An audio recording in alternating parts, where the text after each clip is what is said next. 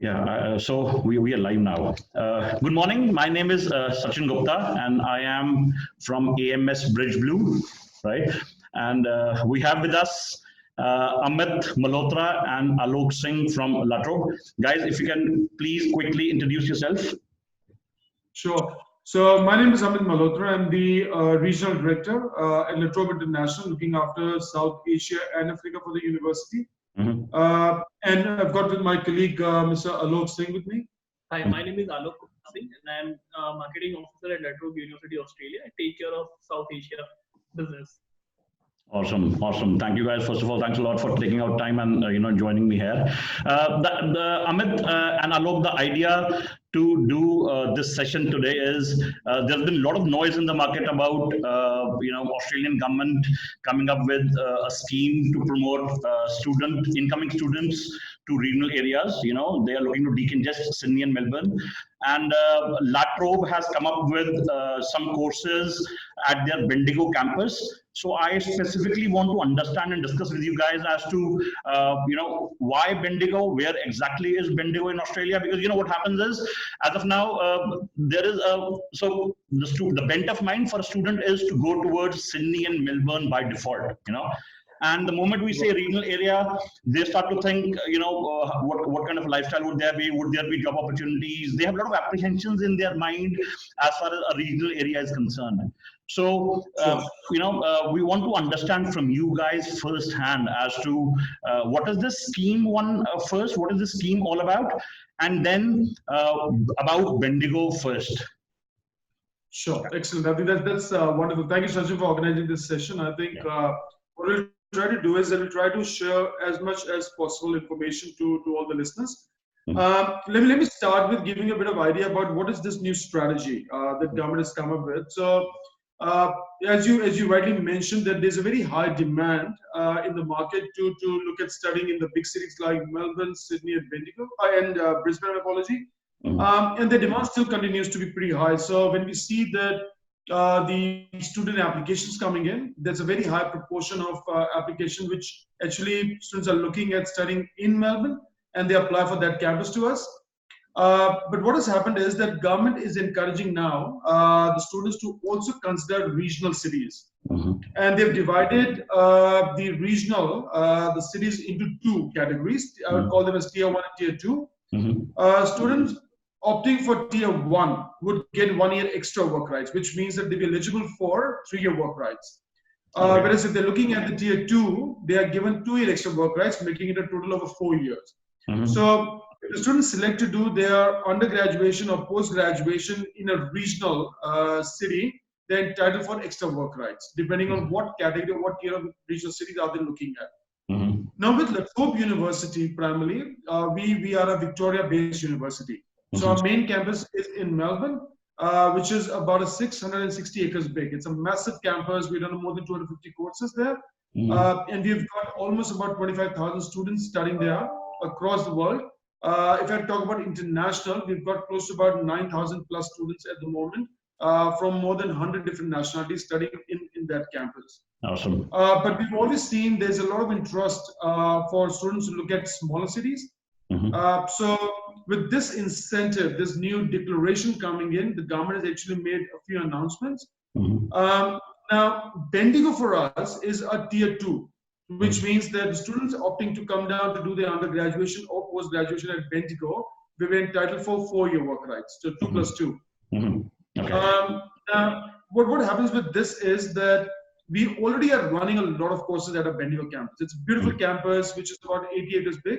So it's quite a large campus. We're already running a lot of courses like Bachelor of Information Technology. We're running Bachelor of Business. We're running the Masters of Community Development and Planning, very popular among international students, considering the smart city concept is pretty big at the moment in almost all developing countries. So a lot of students are coming to do that program. We teach the Master of Social Work in that campus. We teach a very popular program called the Masters of Internet of Things.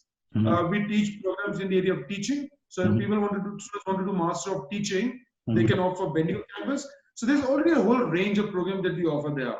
Understood. But looking at that, there is still a very high demand for the master's program in business and IT. we thought we should introduce some more courses in that space. Mm-hmm. So what we've done is that from the semester 1 2020, we have come up with 4 new courses at that campus, which are already running at our Melbourne campus. So these 4 courses are the Masters of Professional Accounting, the Master of Accounting and Financial Management, the Masters of Management Project Management, and the Master of Information Technology. Now, what we are doing is that the Master of IT will be synced along with the other programs. So they start at exactly a similar time, which is on the 2nd of March. Okay. But we'll grant student extension for late joining, keeping in mind that the visas could sometimes take a bit longer, and also give them enough time to still enroll in semester 1 2020. So they would have the deadline to enroll at the university up to the 20th of March, but we'll encourage if they can come by the 2nd of March.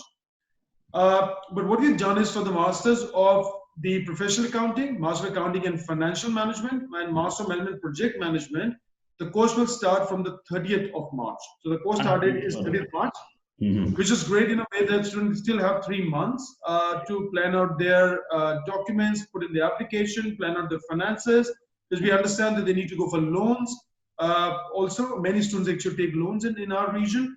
So that gives them ample of time to organize it, and then they have to sit for English language exams like IELTS or PSL or the TOEFL.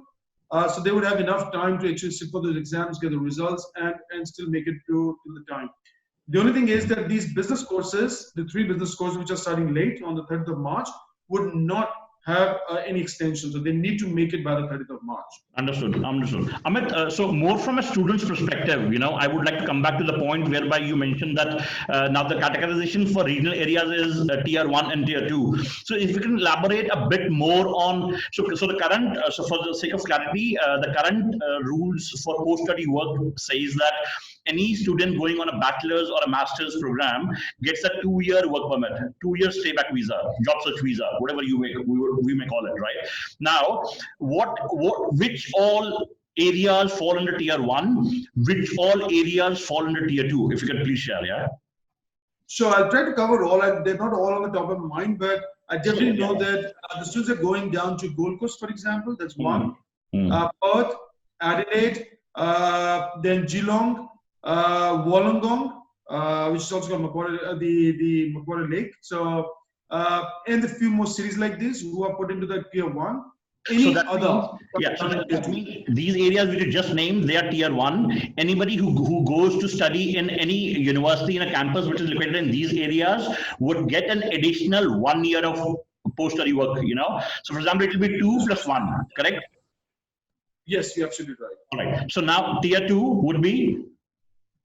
Any other regional area other than these ones would be considered as the tier 2, giving students 2 plus 2, so that making a total of 4-year work rights. So as to elaborate a bit, if they're coming, for example, to Master of Professional Accounting, and that's a 2-year degree. So they finish a 2-year degree, and then they be entitled for another 4 years work rights. So we are calling them as 2 plus 2. They after 2 years, they can extend it further for another 2 years, and they be entitled for a 4-year work rights. Correct. In the regional area. Correct. So specifically, Bendigo falls under tier 2. And La Trobe University has its campus, one of its campuses at Bendigo, right? Right, you're right, absolutely. Correct. And what is interesting is that just to give a bit of relevance in terms of how far is Bendigo from the main city. Yeah. From CBD to traveling down to Bendigo, it's just about 150 kilometers. Right. And a train, the students can reach there in less than 2 hours. If I be very precise, about 1 hour 45 minutes, 1 hour 50 minutes. Is what exactly you take to reach Bendigo. So it's not too far from the main city. But what is interesting is that Bendigo is very, very popular. It's known for mining, gold mining. There are a lot of jobs around that. There are a lot of jobs around the accounting and finance in that region. So the Adelaide Bank and the Bendigo Bank have got the head office in Bendigo. All right. There is Bendigo Hospital, for example, very big one. Then you've got more than 35 engineering firms in Bendigo. The Bendigo is known for its tourism. So there are a lot of job opportunities available for students to consider while they're studying. What they are allowed to work as 20 hours a week and full time during the break between the semesters. And they also have the opportunity of finishing their studies, and then using the post-study work rights to do the work in Bendigo. So the opportunities are pretty good. Now, I like to highlight that all our degrees have got a very strong industry engagement, even in Bendigo also, like which is pretty similar to our main campus. And a lot of companies are happy to take our students on internships. So we organize internships, industry projects, cadetships. So we do organize a lot of industry engagement for our students. The industry come down to our campus to teach also our students. So there's quite a heavy engagement in Bendigo as well, very similar to the way we do things in Melbourne campus. Okay, so Amit, I've got another couple of questions for you. So when you say industry connect, you just mentioned that so we've got banking there, we've got tourism there, we've got gold mining there, right? What other industry is there in Bendigo? Or engineering is pretty big. For example, there are more than 24 engineering firms, manufacturing, civil related. So there's a lot of engineering firms also there, more than 35. Correct. So if you look at from that perspective, the work opportunities are pretty big, and there are many more. So these are just few that I could tell you about. But it's really Bendigo, a big city. And with a lot of potential and a lot of opportunities there. Right. So another important question, which is there now, specifically in this scheme of things, is what does the current rules say as far as availing the post-study work in a regional area is concerned? So I believe there is some condition that for a student to be able to get the additional PSW, he has to stay there in the regional area and work there. So can you elaborate a bit on that? Sure. So I especially and intentionally mentioned about 2+2. So they finish a degree and then they've got 2+2. So there's the first work for 2 years, and then they have the option to say, okay, I want to continue and work for another 2 years. So after the 2 years, they will have that sort of a time to make a decision of continuing and staying there for 4 years. But that particular plan is confirmed in terms that the students who say, I want to use my 4 years, will be entitled to spend 4 years in the regional. Okay, so that means a student who comes on a master's degree at Bendigo, so he would be eligible to get additional 4 years, 2+2, right? 2 is the standard one, he gets additional 2, so total 4 years, right? And he has to stay at Bendigo if he wants to avail the additional 2 years. Just for Bendigo, they don't have to confine themselves to Bendigo, but they can stay in any tier 2 regionally. Cities. All right. So it doesn't restrict them that, okay, they need to just spend their time in Bendigo. So the entitlement is that they can be, if they're wearing the regional tier, the regional area tier 1 category, they have to be in any one of the regional 1. If they are going for the tier 2, then they can opt for any of the regional 2 cities to use that 4-year work rights. So whatever category they choose to utilize, they have to stay within the same category to avail that extra PSW. Absolutely. Yeah, clear. All right. So and I also got an exciting update. I want to actually, sorry for cutting you in between, but I thought I'll share something very exciting, which a lot of students actually ask us about, which is scholarship.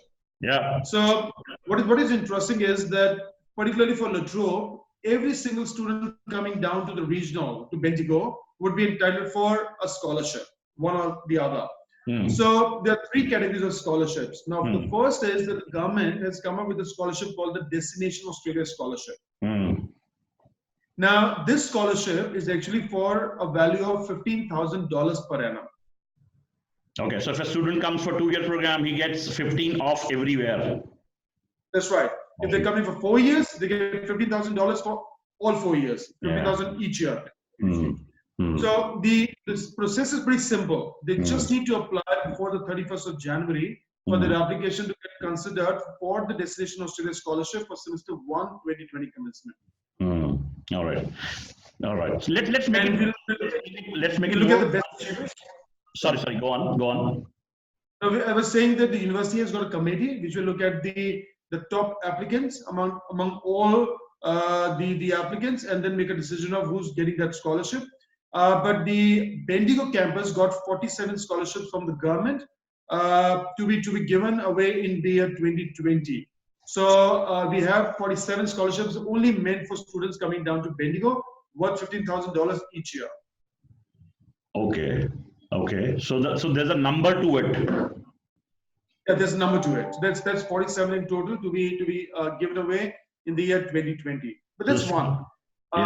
Yeah, but let's say, for example, if somebody doesn't, they would still have an opportunity to apply for a college excellence scholarship. And those scholarships are again 20, 25, and 30%. So they can get either 20, 25, or 30% depending on their academic scores in their previous qualification. And when I say these percentages, I'm particularly talking about Indian students. That score would be? Okay, so if I start with the students coming down for post graduation, at undergrad, if they've got 55 to 69.9, we give them a 20% scholarship on the entire duration of the program.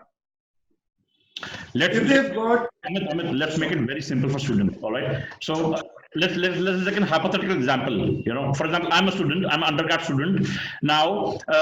So first question: which all courses? I know you said them before. If you can just say them again. Which all master's courses at Bendigo, which a student can choose?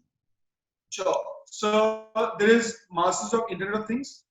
We've got Master of Professional Accounting. We've got Masters of Management, Project Management. We've got Master of the Accounting and Financial Management. We've got the Masters of Community Development and Planning over there. Yeah, understood. So a whole range, and Master of Information Technology also. So we've got a whole range of programs for which they can apply for these scholarships.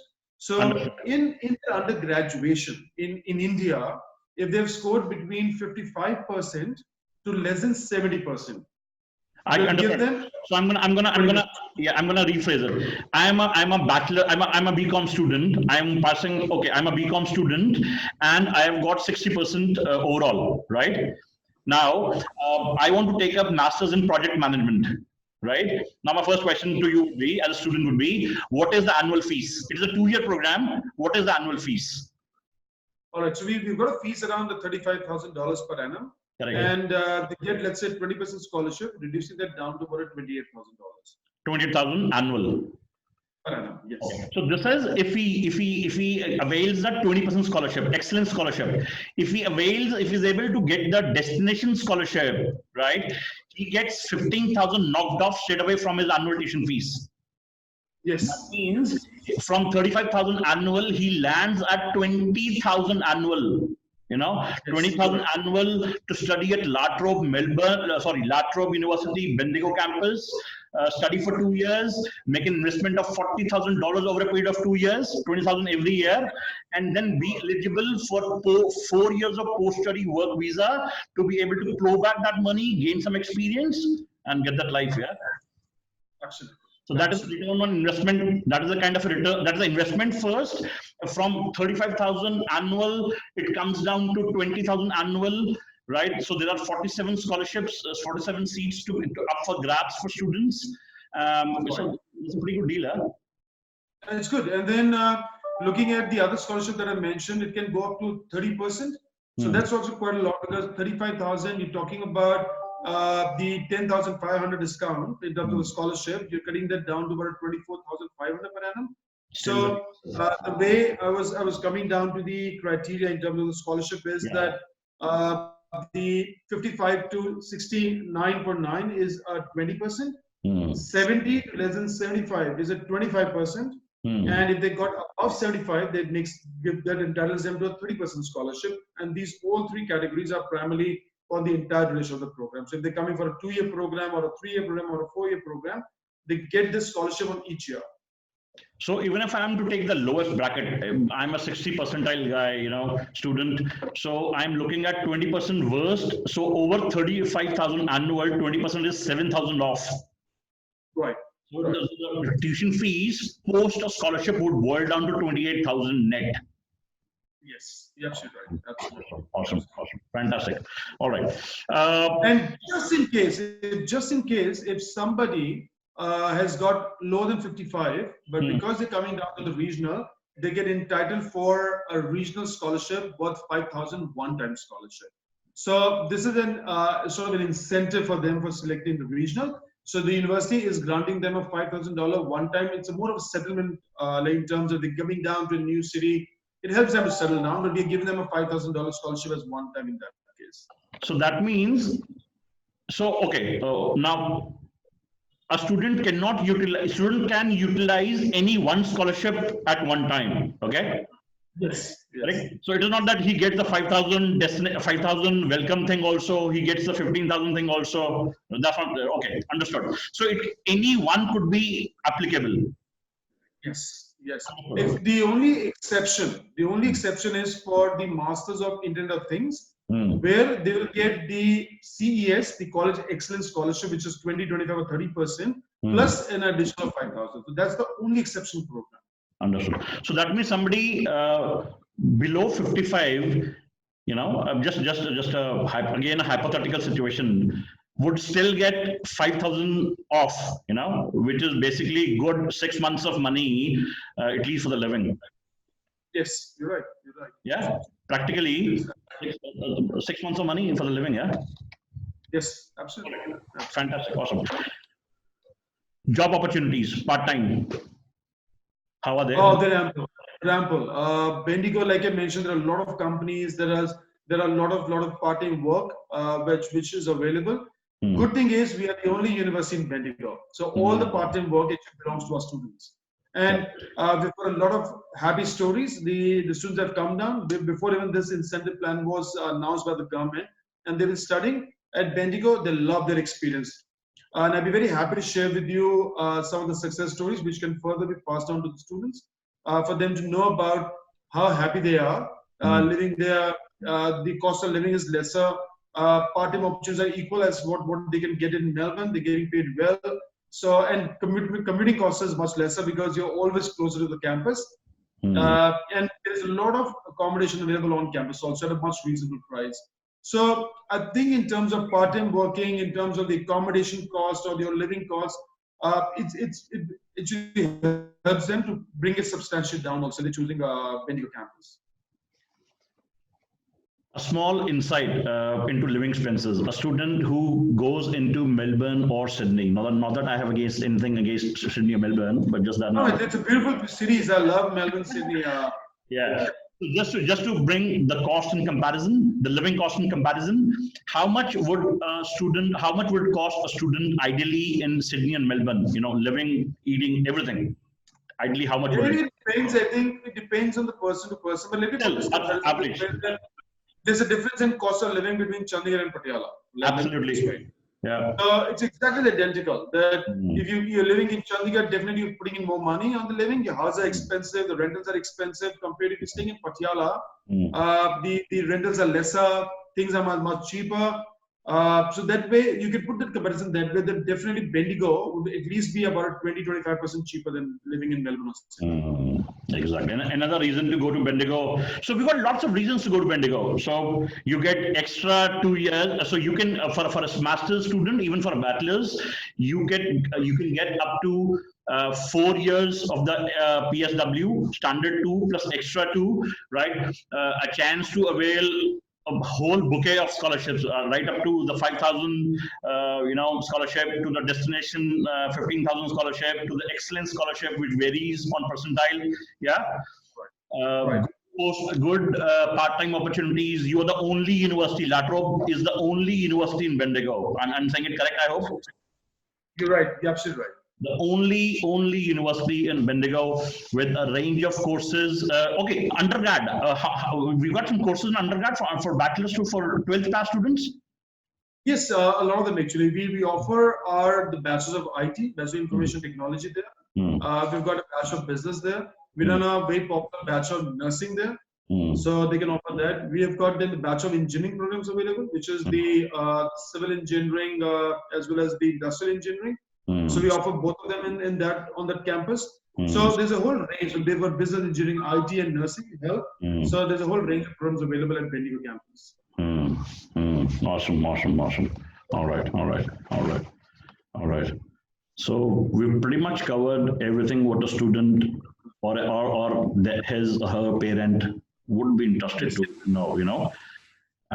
Yeah. Anything else you would want to talk about La Trobe in general, the university ranking a little bit there? Right.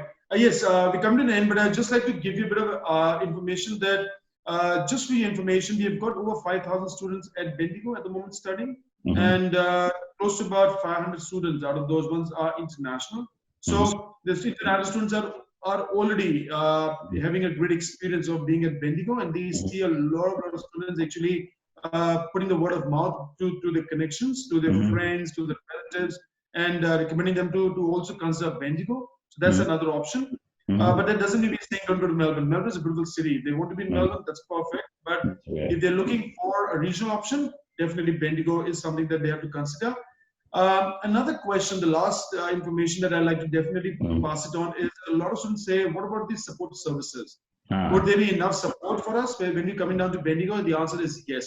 We've got a great team with a fabulous support, whether it's about sliding down there, guiding them on the part-time work, guiding them on industry, internships, like I did mention to you before. So there's a great support on the campus for the students. Food, for example, a lot of people ask about would the food be available in Bendigo? The answer is yes, absolutely. A lot of Indian restaurants there if you want to eat out. But if you want the Indian stores where you want to buy out the grocery, the Indian grocery, easily available. So it's nothing that way. And if they want to come down to Melbourne to meet the friends, if they've got any friends and any relatives, easy traveling 1.5 hours, get on the train, trains have got internet, you can do your work, reach down, before even you realize that you actually if you're in Melbourne. So it's pretty quick, it's easy for them to sort of commute. So I can assure them that they will love that experience, irrespective of whatever campus they offer, Melbourne or Bendigo. But yes, if the students are looking for the regional campus, definitely Bendigo is a great option. And if they want to be in main city, in Melbourne, absolutely, we've got a fabulous campuses there. We've got 2 campuses there, which is in the heart of the city and very close to the city in a place called Bandura. Yeah, why not? You know, if I'm looking to study in Australia, if I'm looking to study with La Trobe, you know, which we should, you know, now that we've seen a host of other options. Finances do play a role, budgeting do play a role, you know, it's a huge investment, it's not a small investment. So Bendigo would make sense from lot of you know, perspective, extra PSW, scholarship, industry connect, industry being there itself. You know, the biggest apprehension when a student, when we talk to a student about going to a regional area is, what about my career? I find I can study, I will invest less, but then what about my career? Would there be jobs? Is industry there? What kind of industry is there? So I guess from all those, you know, keeping all those things in mind, yes, Bendigo does make sense. Yeah. Okay. Fantastic.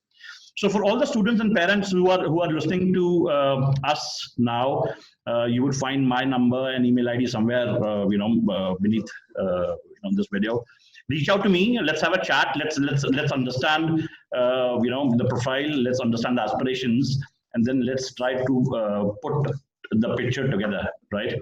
So Amit and Alok, thank you so much for your time, guys. Thank you for making effort to be here and you know, sharing the information, which I'm sure would help a lot of students and their parents equally, right? Thank you so much. I will get in touch with you again and speak soon. Sure. Right. Thank you, Sachin. Thank you. Really appreciate it, and appreciate all the listeners who connected with us. Hope you found the session useful. And like Sachin mentioned, it's easy to reach out. Just contact Sachin for more information. And we look forward to seeing you at La Trobe. Awesome. Thank you so much. Thanks, guys. Bye-bye. Bye.